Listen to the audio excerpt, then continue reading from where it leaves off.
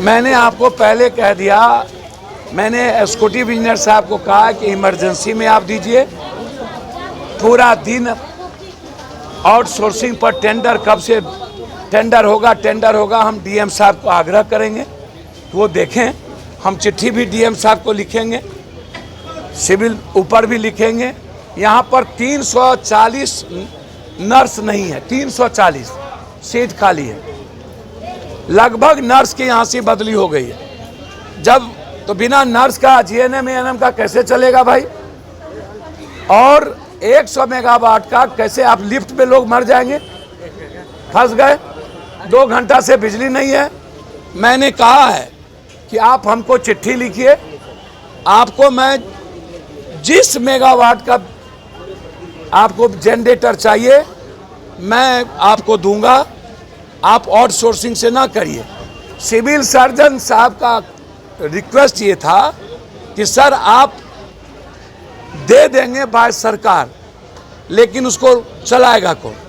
मतलब एनजीओ को बेनिफिट देने के लिए सारे रास्ते खुले हुए हैं गवर्नमेंट, जो गलत है। जब मैं खुद निजी पैसे से अस्पताल को बड़ा जनरेटर देने को तैयार हूं, तो हमारी जनता क्यों गर्मी में रहे?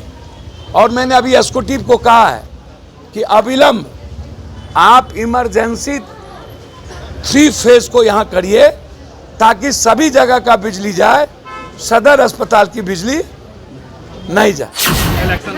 सर मैंने कह दिया है कि रुपौली में, पहले भी कह दिया है कि मैं किसी भी कीमत पर पूर्णिया में कोई नौगछिया से बाहर से क्रिमिनल है और वो तय करे कि वोट किसको देना है किसको नहीं देना है, ये इस जन्म में मुझे स्वीकार नहीं है। रुपौली की जनता अत्यंत पिछड़ी जाति, दलित और अल्पसंख्यक 90% से ऊपर, लगभग 93% जो है ये लोग कमज़ोर तबके के हैं। और रुपौली की जनता 8 महीने के लिए वोट देगी। कांग्रेस का जिसे समर्थन है, हर परिस्थिति में पप्पू यादव की वैचारिक समर्थन उस कैंडिडेट के साथ रहेगा। इस शो के प्रायोजक है मां भवानी डेकोर प्राइवेट लिमिटेड, मतलब a complete floor solution, new 0 mile Dadar road Muzaffarpur. हमने सिविल सर्जन साहब से 4 साल से ज़्यादा, और जिनका टीबी वार्ड में है वो प्रसव वार्ड में काम कर रहे हैं, और 4 साल से जीएनएम एएनएम यहाँ बैठी हुई। कुछ लोग तो ज़बरदस्ती बैठी हुई हैं, पैसा देके वहीं रहते हैं। तो सारी वार्ता हुई है और हम चिट्ठी भी गवर्नमेंट को, डीएम साहब को भी लिखेंगे। हमने जो भी प्राइवेट नर्सिंग होम पैथोलॉजिस्ट और एमआरआई सीटी स्कैन, यदि वो कोई डॉक्टर के अंडर नहीं है और पैसे लेके उनको पैथोलॉजिस्ट का दे दिया गया है, तो उसको आप 2 महीने के अंदर नोटिस दे करके बंद करिए। नर्सिंग होम जिस पर सिर्फ डॉक्टर का नाम बोर्ड चिपका हुआ है, एमडी का, सर्जन का, और वो डॉक्टर का नहीं है, तो 2 महीने के अंदर आप उसको, क्योंकि मेडिकल काउंसिल ऑफ इंडिया का रूल नहीं कहता, इससे जो बेस्ट डॉक्टर है उसका रेस्पेक्ट खत्म होता है, अच्छे डॉक्टर का रेस्पेक्ट खत्म होता है। तीसरी चीज़, जिस अस्पताल में एनेस्थेसिया नहीं है या जो मेडिकल काउंसिल ऑफ इंडिया के रूल को फॉलो नहीं कर रहे हैं, वहाँ पर आईसीयू नहीं रहेगा। ये जो आप 10 ठो 20 ठो आईसीयू खोल करके और आप पैसा लूटते हैं जनता का, वो नहीं चलेगा। इसलिए मैंने कहा कि एनेस्थेसिया जिसके पास नहीं है और जो मेडिकल काउंसिल ऑफ रूल के तहत काम नहीं करता है, उसको हटाइए। 10 से 4 में बिना छुट्टी के डिप्टी सुपरिटेंडेंट यहाँ नहीं है। डिप्टी सुपरिटेंडेंट के नर्सिंग होम में, पहले तो मैं डिप्टी सुपरिटेंडेंट को एक ज्ञान दे दूं, सांसद कानून बनाता है देश का और देश की बात करता है, लेडीज होने का वो फायदा ना उठा। हम कानून के तहत उनके सारे पाप को हम उसके अस्पताल के आगे जो वो करते हैं वहीं बैठ के धरना दे के उनको पूरी दुनिया को हम बताएंगे कि आप 10 से 4 अस्पताल में नहीं रह के अपने प्राइवेट अस्पताल में रहते हैं। और इसकी चिट्ठी हम कोई एमएलए एमपी मंत्री हो, किसी के संरक्षण में हो, हमारे पास लोकतंत्र में जनता के लिए सड़कों पर लड़ने की पर्याप्त ताकत है, सदन में बोलने की पर्याप्त ताकत है और कलम में लिखने की पर्याप्त ताकत है। और हम अनुश्रवण निगरानी कमेटी के हम यहाँ डिप्टी चेयरमैन हैं। इस जिले में 2 सांसद हैं,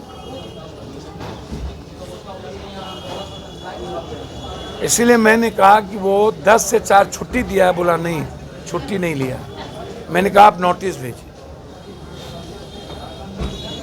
उन्हें हम बताएंगे कानून क्या होता है, नियम क्या होता है।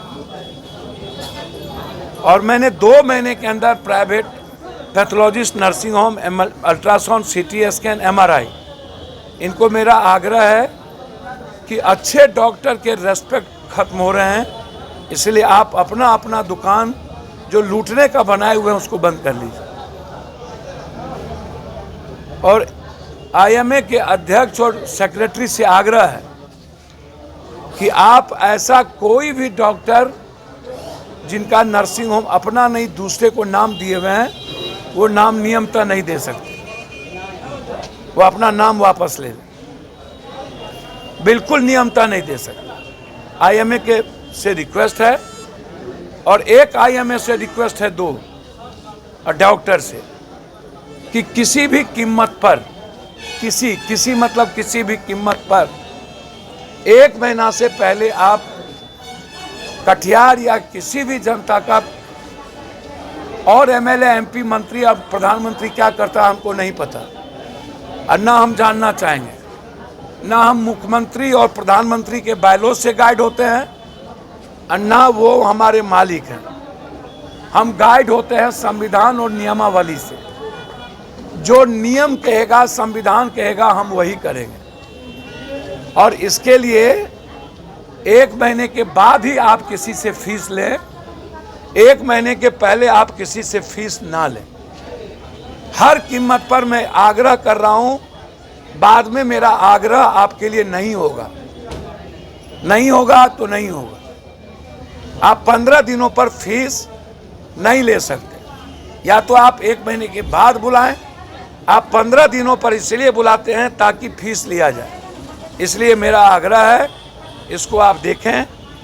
एक्सरे को 250 से 200 से ज़्यादा ना लें, सीटी स्कैन 1200 से ज़्यादा ना लें और फिजिशियन 500 और सर्जन 300 से ज़्यादा ना ले, ये मेरा आग्रह है।